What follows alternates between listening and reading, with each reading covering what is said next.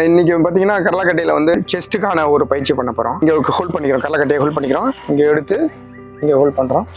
புஜத்துக்கும் நமக்கு செஸ்ட்டுக்கான பயிற்சி இது.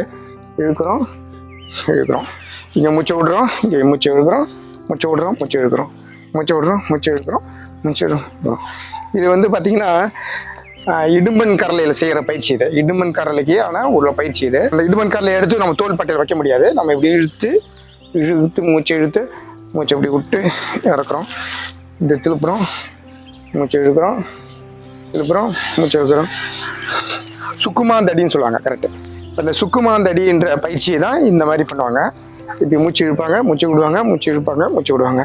இது பேர் தான் சுக்குமாந்தடி. இடுமன் கரலில் பண்ணும்போது தோள்பட்டையில் வைக்காமல் செய்யணும்.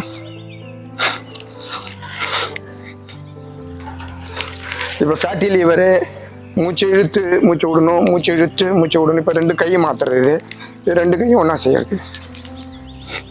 இப்போ இது பின்னாடி, இது பின்னாடி, இது பின்னாடி, மூச்சு விட்டு பின்னாடி, சுற்றி விட்டு பின்னாடி, பின்னாடி, பின்னாடி, பின்னாடி.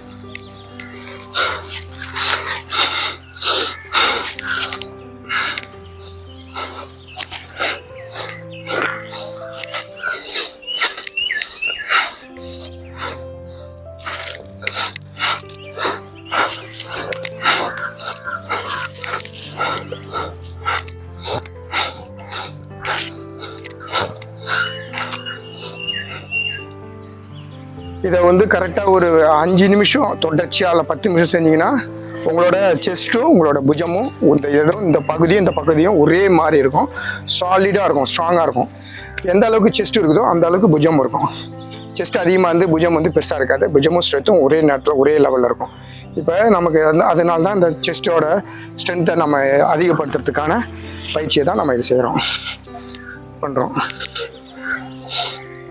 அதுமாரி மார்பு பகுதி வந்து நம்ம செஸ்ட் பகுதி வந்து ரொம்ப பெருசாக இருந்தோம்னா நம்மளை ரன்னிங்கும் நம்மளால் பஞ்சிங்க அதெல்லாம் பண்ண முடியாது.